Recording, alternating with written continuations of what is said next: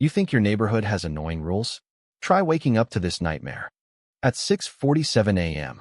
In the picture-perfect Pine Ridge Estates, a 20-ton military supply truck sat idling like a sleeping giant while one overzealous rent-a-cop stood in front of it with his arms crossed like he was guarding Fort Knox. Not a protest. Not an accident. Just pure, unfiltered HOA stupidity.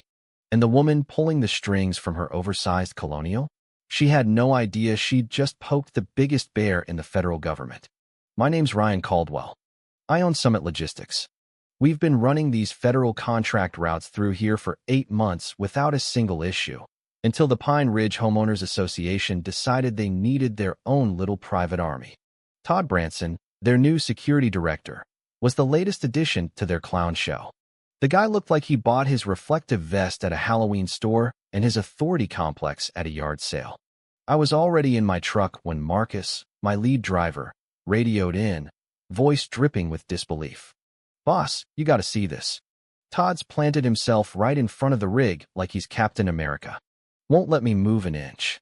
By the time I pulled up, the scene was pure comedy gold wrapped in impending lawsuit material. The massive olive-drab truck loomed over Todd, who was puffing his chest out so hard his vest looked ready to pop. He actually slapped the hood. "This vehicle is not on the approved list," he declared, consulting his precious clipboard like it was the Constitution. Pine Ridge HOA Resolution 14.7. No commercial vehicles over 10 tons without board approval. Turn it around. I stepped out, keeping my face neutral even though I wanted to laugh in his face. "Todd, let's not do this today. That truck is carrying encrypted comms gear and water purification systems for a National Guard emergency preparedness drill. We've been cleared on this route for months. This isn't some Amazon delivery." He didn't even look up. "Rules are rules, Mr. Caldwell. No exceptions. The residents' safety comes first." Safety. Right. Because nothing says protecting the neighborhood like delaying gear that could save lives in a real crisis. I pulled out my phone and called the one person who could fix this. Karen Whitaker, HOA president, Botox believer, and professional maker of passive-aggressive newsletters. Her voice came through like nails on a chalkboard dipped in honey. "Mr. Caldwell, I assume this is about your trucks causing a disturbance." "Karen," I said, biting back the sarcasm, "your security guy is physically blocking a federal supply vehicle. We're talking national security implications here. Call him off before this gets ugly." She let out that fake little laugh she always used when she thought she had the upper hand. "Oh dear, always so dramatic. Perhaps your company should plan better routes. These big, intimidating vehicles upset the aesthetic. The residents voted for peace and quiet, you know." Then her tone sharpened like a knife. "Or maybe I should have a little chat with some people at City Hall about those business permits of yours. We wouldn't want any compliance issues, would we?" She hung up. My jaw tightened. That wasn't just entitlement anymore. That was a threat. And threats from people like Karen?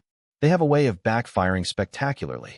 Todd was now taking photos with an actual disposable camera. Yes, a disposable camera in 2025, like some kind of neighborhood paparazzi. I started documenting everything. Times. Statements. His ridiculous laminated rule sheet zip-tied to the fence. 20 minutes later, the tension was thick enough to choke on when a sleek black SUV with government plates rolled up. 2 agents stepped out, suits sharp enough to cut glass, expressions that said they'd seen actual problems, and this wasn't one of them. The taller one walked straight up to Todd. "Sir, you're interfering with the transport of federally protected assets," he said calmly, flashing a badge. "Title 18 violation territory. Open the gate, or you'll be detained for obstructing military operations." Todd's face went through every stage of grief in 3 seconds. I'm HOA Security. Resolution 14.7. "Are you a federal officer?" The agent cut in smoothly. "No, but..." "Then unlock it. Now." Todd fumbled with his keys, hands shaking. As the truck finally rolled through, I caught Karen watching from her bay window with binoculars, her face twisted in pure fury. I gave her a cheerful little wave. The curtains snapped shut so fast I almost heard them scream. But this wasn't over. Not even close. Karen Whitaker wasn't the type to back down gracefully. She was the type to double down until the whole neighborhood burned. The video hit like a bomb. Marcus had quietly recorded the whole initial standoff with Todd before the feds arrived. Posted it to Reddit with the title, HOA Mall Cop Tries to Arrest National Guard Truck. Within hours it had over 1 million views. Pine Ridge Estates was suddenly the laughingstock of the internet. The next morning, my phone wouldn't stop buzzing. Local news wanted comments. Residents started whispering. And Karen? She went full damage control mode. She called an emergency board meeting in the community center. According to a sympathetic neighbor who recorded it on his phone and slipped me the audio, Karen was unhinged. "This is an attack on our way of life," she apparently shrieked. "They're trying to turn our beautiful community into a military base." Her next genius move was a community-wide bulletin accusing my trucks of potential hazardous material leaks and endangering children and pets. She encouraged residents to report any suspicious commercial activity to their new HOA hotline.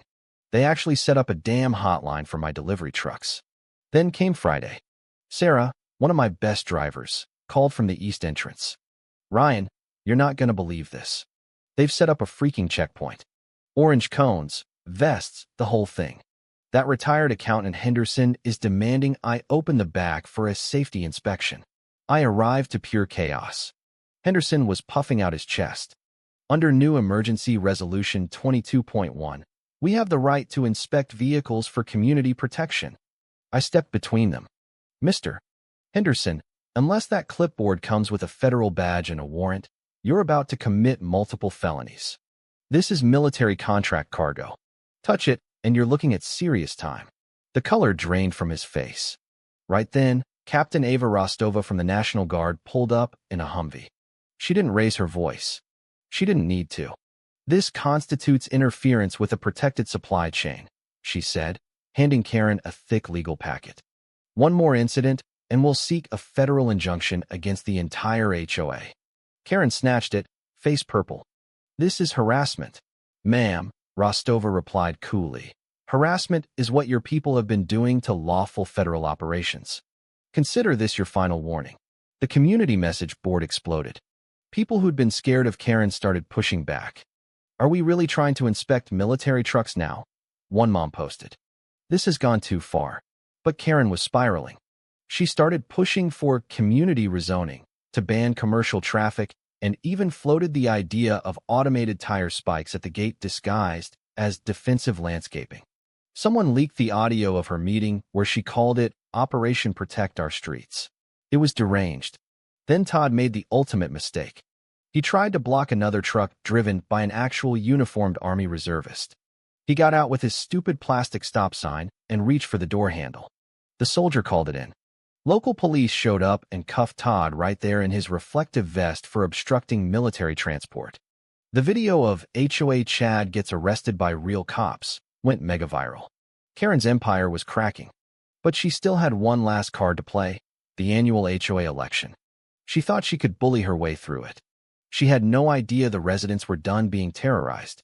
The morning of the big delivery, the neighborhood turned into a spectator sport. Lawn chairs lined the sidewalks. Someone brought a popcorn machine. Kids drew military vehicles and chalk on the pavement. They weren't protesting. They were waiting for the show. We rolled up in force. 2 massive Summit Logistics trucks loaded with critical gear, flanked by National Guard vehicles, and escorted by 2 official Humvees. A small drone hummed overhead. Captain Rostova rode with me. We weren't just delivering supplies. We were making a statement. The gate was wide open. No Todd. No cones.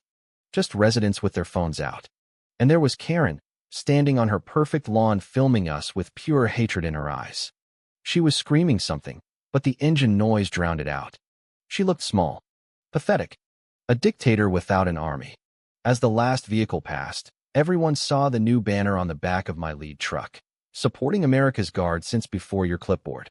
Below it, a cartoon truck crushing a pile of HOA violation notices. The crowd erupted in laughter and cheers. Even some former Karen loyalists cracked smiles. The real ending came the next day at the emergency HOA meeting. The gym was packed. When the votes were read, Karen didn't just lose, she got obliterated. New President Evelyn Hayes won in a landslide. The old board was wiped out. Karen lost it. "This election is rigged," she shrieked, slamming her hands on the table. Evelyn just looked at her calmly. The community has spoken, Karen. It's time to move on. Karen stormed out, knocking over her chair, tires screeching as she fled the parking lot. The Karen reign was dead. A week later, the new board sent a formal apology and dropped all nonsense rules regarding my operations. The National Guard sent me a plaque recognizing our professionalism. I framed Karen's final unhinged rant letter right next to it. A perfect monument to ego meeting reality. Mr. Henderson even showed up with a six-pack and a hand-drawn map of easier routes through the neighborhood. We got carried away, he admitted. Won't happen again. The neighborhood breathed easier. People talked on sidewalks again. The fear was gone. Looking back, the whole mess wasn't really about trucks or rules. It was about what happens when someone gets a tiny bit of power and lets it rot their brain. Karen thought her laminated sheets made her untouchable. She learned the hard way that real authority doesn't come from a clipboard. So here's the question I want you to answer honestly in the comments. Was Karen just a concerned homeowner protecting her community? Or was she the real neighborhood threat all along? Who was actually wrong here? The guy delivering vital equipment, or the woman willing to risk national security to feel important? Drop your thoughts below. And if you've got your own HOA horror story, I want to hear it.